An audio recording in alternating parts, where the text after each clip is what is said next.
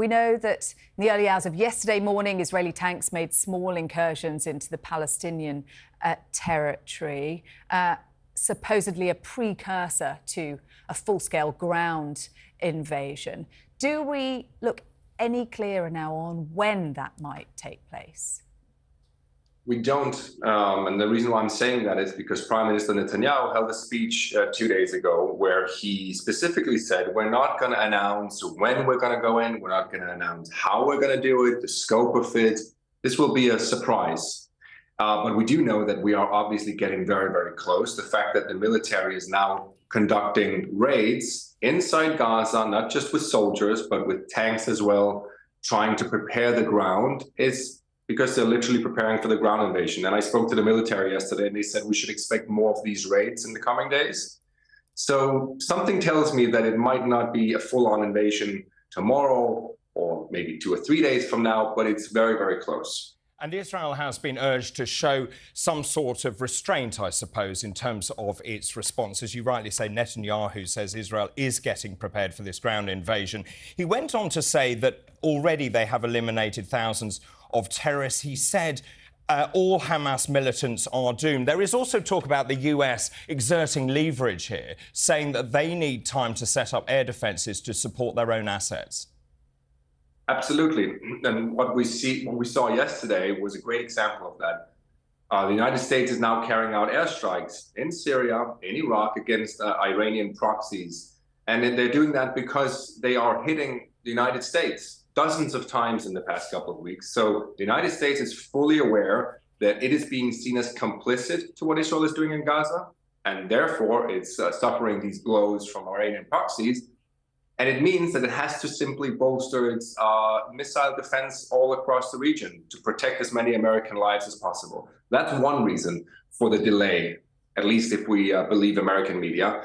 Another reason is, of course, the hostages. Several Americans are currently held hostage in Gaza, along with Brits, Germans, many different nationalities. And for any country that has citizens held hostage by a terror organization, that's a top priority. That is your national priority, which means that you'll do everything you can to delay anything that might harm these civilians.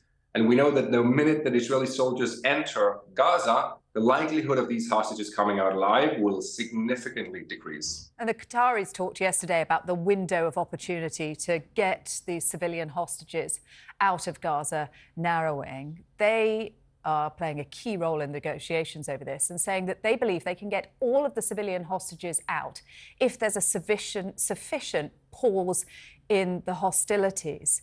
From where it looks at the moment, is that on the cards, any kind of pause in the hostilities?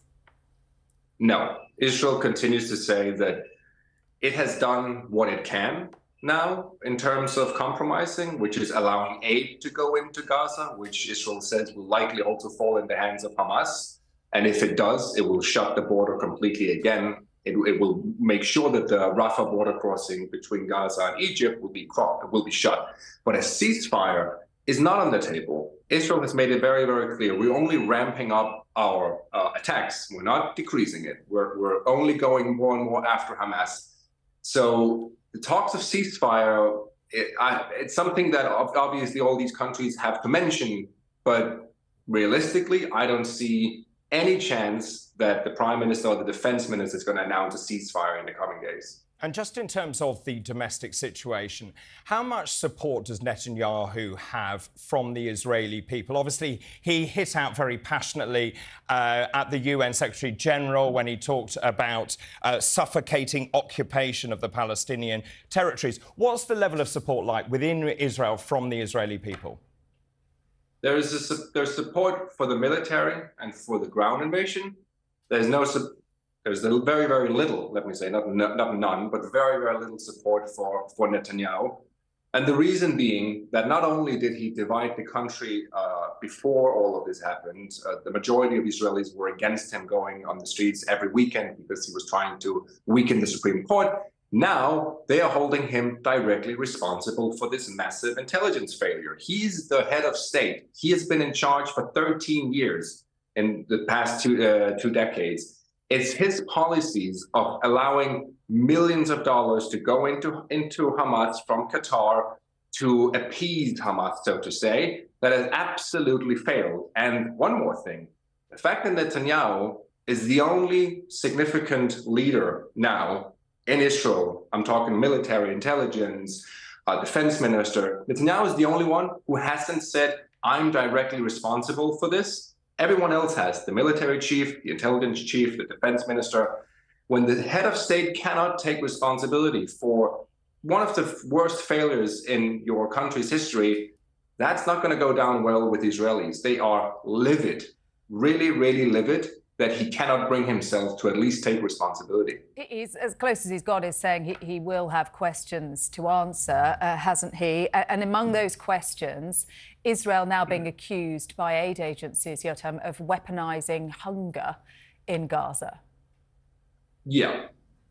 Obviously, he said that there will be an investigation, but it's his way of getting out of it. He's saying, now we just have to win.